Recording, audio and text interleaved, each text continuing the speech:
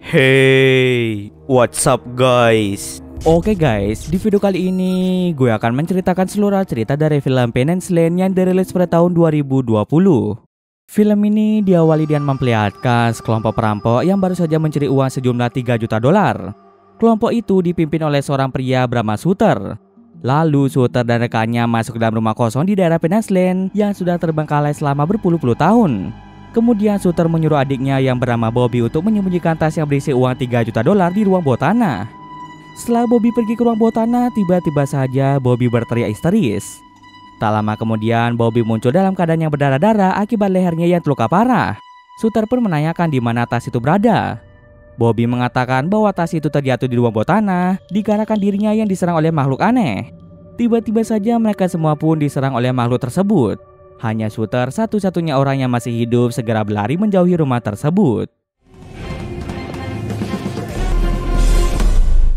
Scene kemudian berpindah dengan memperlihatkan seorang mantan narapidana bernama Crimson yang dibebaskan bersyarat dari penjara. Crimson saat ini sedang pergi menuju kota terpencil untuk mencari pekerjaan di kota tersebut. Lalu Crimson secara tidak sengaja melihat sepasang kekasih bernama Sherry dan Tony yang sedang bertengkar di dalam mobil. Karena Crimson tak suka adanya kekerasan, Crimson pun langsung mengeluarkan Tony dari dalam mobil.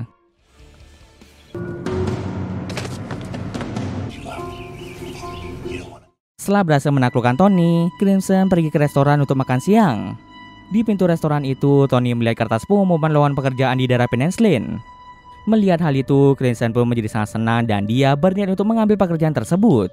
Di dalam restoran, Crimson pun bertemu kembali dengan Sherry yang sempat bertengkar dengan Tony. Sherry merasa berterima kasih pada Crimson yang telah menolongnya tadi. Ibu Sherry yang bernama Jen langsung memberikan Crimson makan siang gratis sebagai rasa terima kasih karena Crimson telah melindungi Sherry. Hey, you guys got any beer? Make yourself at home. Thank you. Setelah selesai makan siang, Crimson pun bergegas pergi ke lokasi Penance Lane. Di tengah perjalanan, Crimson malah ditegur oleh seorang sheriff bernama Danny yang merupakan ayah Tony. Hey, boy. I guess I'm gonna have to start. Singkat cerita saja, Crimson pun tiba di halaman yang tertera di daerah Penance Lane. Di sana, Crimson sempat melihat dua orang pria berjas. Lalu, Crimson pun bertanya pada seorang pria bernama John, apakah di tempat ini sedang mencari lowongan pekerjaan. John yang merupakan seorang pastor ini mengatakan bahwa memang benar dirinya sedang mencari seorang tukang untuk memperbaiki rumahnya yang telah terbengkalai selama berpuluh-puluh tahun. Kebetulan Crimson ini memiliki badan yang besar dan kuat, jadi dia sangat cocok menjadi tukang untuk memperbaiki rumah tersebut. Jika Crimson mau bekerja di tempat itu, maka John akan memberikannya gaji sebanyak $400 per minggu pada Crimson. Selain itu, Crimson bisa menginap di rumah terbengkalai itu secara gratis dan tidak perlu repot-repot menyewa penginapan. John pun langsung memberikan Crimson uang muka sebanyak $400 serta tambahan uang $500 untuk membeli beberapa bahan bangunan dan peralatan dalam renovasi rumah tersebut. Crimson pun diperbolehkan menggunakan truk milik John untuk membeli semua bahan dan peralatan yang dibutuhkan. Sesaat setelah kepergian John yang Crimson ke kota untuk membeli bahan dan peralatan, tiba-tiba saja datanglah dua orang remaja yang iseng masuk dalam rumah John. Tapi tiba-tiba saja, Is anybody there?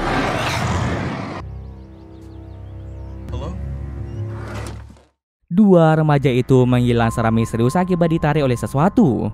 Kembali lagi ke Crimson yang sedang pergi ke kota untuk membeli beberapa bahan dan peralatan. Crimson pun mampir sebentar ke restoran yang dimiliki oleh Jen untuk memberitahukan pada mereka bahwa Crimson telah diterima bekerja oleh John. Annie was the prettiest gal in town. Doesn't like taking handouts from people. And, well, Maybe some other time.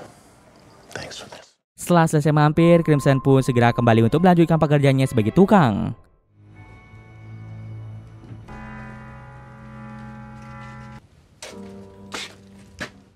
Tak terasa malam pun tiba, Crimson yang sedang tertidur tiba-tiba saja didatangi oleh manusia aneh. Entah apa yang dia lakukan, dia tiba-tiba saja menutup pintu itu dengan keras sehingga membuat Crimson pun terbangun dari tidurnya. Tak lama kemudian, Crimson mendengar suara pintu kamar yang ingin dibuka oleh seseorang. Awalnya, Crimson mengira jika itu adalah orang jahat yang mencoba menyusup ke dalam kamarnya. Dengan sangat terpaksa, Crimson menggunakan barang-barangnya ada di tempat itu untuk menutup pintu agar Crimson bisa beristirahat dengan tenang.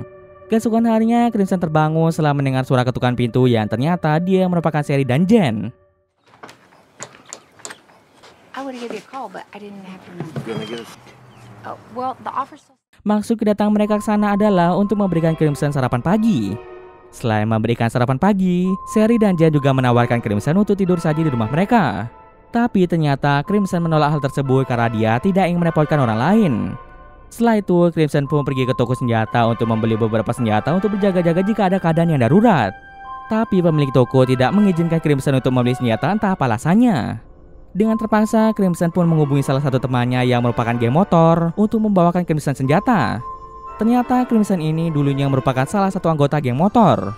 Setelah kepergian temannya, Crimson pun langsung masuk ke dalam rumah untuk melanjutkan pekerjaannya.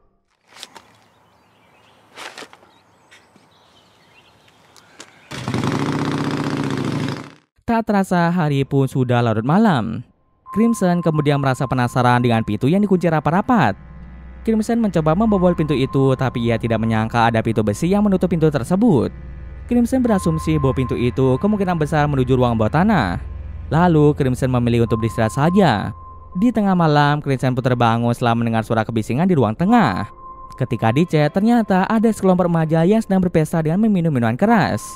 Crimson pun mulai menodongkan senjata pada mereka dan menyuruh mereka semua untuk pergi dari tempat tersebut.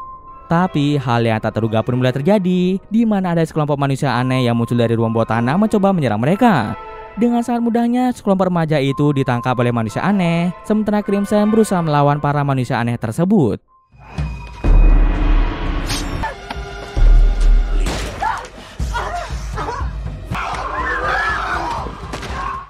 Crimson yang mengetahui bahwa ada yang salah dengan rumah tersebut, lebih memilih untuk pergi saja dari tempat itu. Tapi secara tiba-tiba datanglah Sheriff Danny yang menyuruh Crimson untuk berlutut. Crimson yang dalam keadaannya lengah langsung dibuat pingsan oleh Danny. Keesokan paginya, Sherry datang ke tempat Crimson untuk memberikannya sarapan pagi. Sherry sudah memanggil nama Crimson berkali-kali, namun Crimson sama sekali tidak menjawab panggilan tersebut. Ketika Sherry ingin pergi ke ruang bawah tanah, tiba-tiba ada seseorang yang menyerang Sherry dari belakang.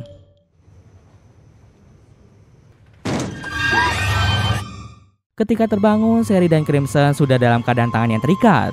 Manusia aneh pun kembali mendekati Crimson dan membuatnya pingsan lagi.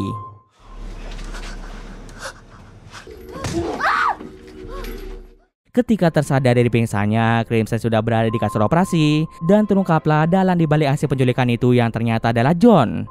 John menjelaskan pada Crimson bahwa ia menemukan uang di tempat itu sebanyak $3 juta dan uang-uang tersebut digunakan John untuk membangun fasilitas bedah ilegal di ruang bawah tanah. Setelah fasilitas bedahnya selesai dibangun, John mulai menculik orang-orang lalu mengambil organ tubuh mereka untuk dijual secara ilegal. Seketika Crimson pun flashback ke masa lalu ketika Crimson berada di penjara. Ternyata dulu di penjara, Crimson berteman dengan Shooter yang juga di penjara akibat melakukan perampokan uang sejumlah $3 juta.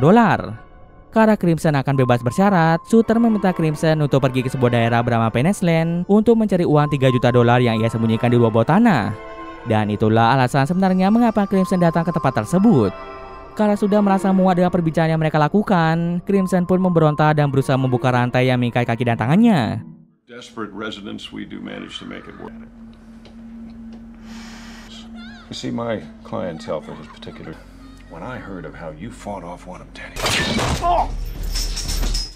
Setelah berhasil membebaskan diri, Crimson pun membuat John terkapar serta menyerang semua manusia aneh yang hendak memperkosa Sherry. Lalu John secara tidak sengaja melihat tato di tangan manusia aneh yang mirip dengan tato di tangan Shooter. Akhirnya John pun sadar bahwa dia merupakan Bobby yang merupakan adik Shooter. John mencoba menyadarkan Bobby untuk tidak menyerangnya. Akan tetapi Bobby tidak mendengarkan perkataan tersebut dan malah menyerang Crimson. Ternyata selain membuat fasilitas bedah, John juga menggunakan uang $3 juta milik Shooter untuk membuat fasilitas eksperimen yang menggunakan manusia sebagai objek mereka. Beberapa manusia aneh akan selalu mengikuti perintah dari majikannya, sementara ada satu manusia aneh yang terlihat baik. Dia bahkan menunjukkan pada Crimson dan Sherry jalan keluar dari tempat itu menuju lorong bawah tanah. $3 million is gone. Setelah keluar dari tempat itu, Crimson menceritakan pada Sherry bahwa maksud kedatangannya ke kota ini hanyalah untuk mencari uang $3 juta yang disembunyikan oleh temannya di dalam rumah tersebut. Ia bukan ingin mencari pekerjaan di tempat itu. Lalu Crimson menyuruh Sherry untuk mencari ibunya dan segera pergi dari kota ini, sementara Crimson akan pergi sendirian saja. Awalnya Sherry tidak rela Crimson pergi sendirian, tapi apalah daya. Karena itu adalah perintah Crimson, Sherry pun terpaksa pergi dari tempat itu. Sesampai di restoran, Sherry awalnya mengajak ibunya untuk pergi dari kota ini, tapi ternyata di sana sudah terdapat Sheriff Danny yang ternyata dia bersekongkol dengan John. Karena Jen ini sering mendapatkan dana atau uang dari John, Sheriff Danny akan membawa Sherry kembali ke tempat John, dan Jen diminta untuk tidak ikut campur dalam urusannya. Mendengar perkataan itu membuat Sherry tidak bisa melakukan apa-apa. Sementara itu, Crimson pun sempat melihat dua orang berjas yang sempat dia lihat di rumah John waktu itu. Mengetahui hal itu, Crimson pun melintas masuk ke dalam mobil mereka, dan ketika mereka lengah, kesempatan itu diambil oleh Crimson untuk menaklukkan mereka. Terungkaplah bahwa ternyata mereka ini merupakan penadah dan kaki tangan John dalam menjual organ tubuh.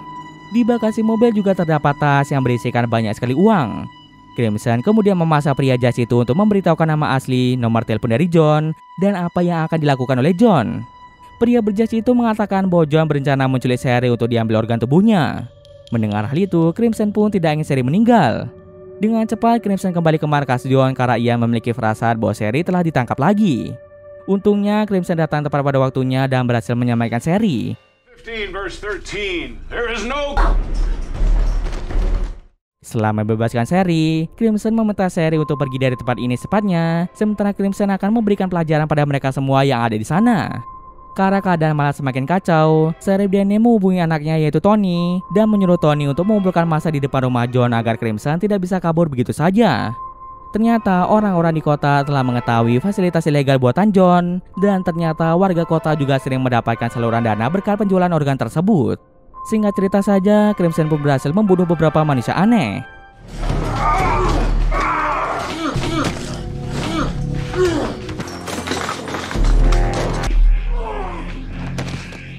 Sementara manusia aneh yang terlihat baik berhasil membunuh John dengan cara menusuknya dengan pisau.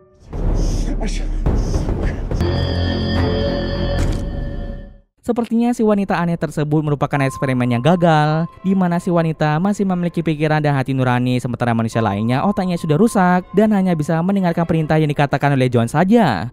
Bahkan si wanita aneh itu menunjukkan foto anak-anaknya pada Crimson. Sementara itu, Sheriff Danny berhasil menangkap Sherry yang hendak kabur. Beruntungnya ada Crimson yang datang tepat pada waktunya dan berhasil membunuh Danny di tempat. Lalu scene akhir memperlihatkan Crimson dan Sherry yang terlihat sedang menaiki mobil milik dua pria berjas. Mereka hendak pergi ke stasiun kereta api. Di sana Crimson menyuruh Sherry untuk pergi sejauh mungkin, sementara dirinya akan kembali ke dalam geng motor. Crimson meminta Sherry untuk membawa tas yang berisikan banyak sekali uang dan meminta Sherry untuk menggunakan uang itu sebaik mungkin untuk keperluan sehari-hari. Dan cerita pun selesai. Oke, mungkin sekian dulu video kali ini. Jika ada salah gue maaf. Oke, see you next video guys.